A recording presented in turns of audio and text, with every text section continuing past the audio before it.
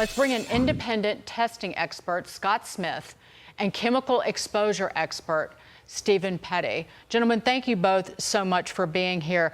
Stephen, now that the judge has signed off on this class action settlement, what can you tell us about what you know about basically government officials and the parties just trying to make this go away? Sure. I mean, I'm on a non-disclosure, so I can't tell you what I know from the case, but I did write a declaration on 3 topics of concern. One was a epidemiologist or toxicologist named Dr. Carson wrote that basically there's nothing to see here, that people in the future won't be harmed from these chemicals.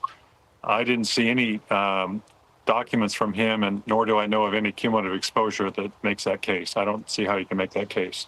Secondly, the EPA has produced a lot of summary data, but we know from a variety of sources that they've really basically not been transparent about what they know. And last but not least, I was asked to look at independent whistleblowers data, Scott Smith, and because I've been disclosed in 400 cases on exposure assessment, I went through his data, and there was nothing that troubled me about the work that he did. So, Scott, let's talk about, the EPA. They came out and said they hadn't detected contaminants at a level of concern. I think that was 3 days after the derailment. What's your finding? What do you think happened here? How toxic was the plume, and what impact did it have on the residents of East Palestine? There's Dagan and Shauna, thanks for having me. And the EPA is front and center of how the multi-billion-dollar corporation, Norfolk Southern, and the plaintiffs' attorneys have hidden behind the EPA. And the EPA has altered data and manipulated data to fit the narrative, nothing to see here. For example, 52% of my testing says nothing to see here, which is good. 48% identifies the hot zones. I have an expression: you can't find what you don't look for. And, I intended to go twice to East Palestine, and as a matter of principle, I didn't give up, and they didn't refuse to test in the hot zone near the properties where I tested. And again, it's been reviewed by my scientific team. Dioxins, it's a unprecedented mixture of chemicals. I've been in over 60 disasters in 18 years, starting with my own.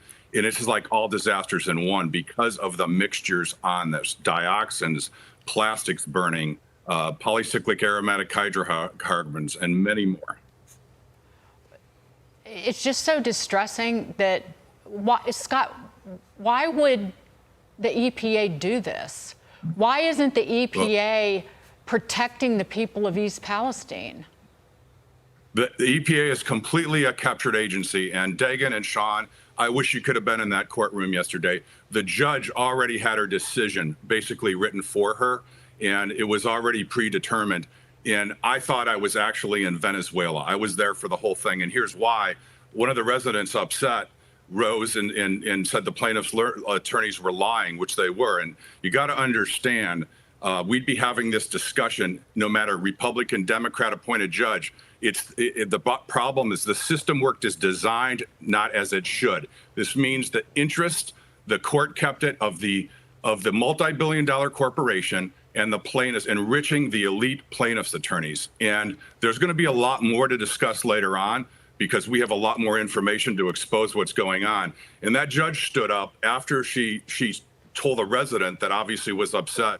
She had the U.S. Marshals say, put her on the pavement. I've seen a lot of court. And then the judge stood up and looked at all of us. Who wants to challenge me next?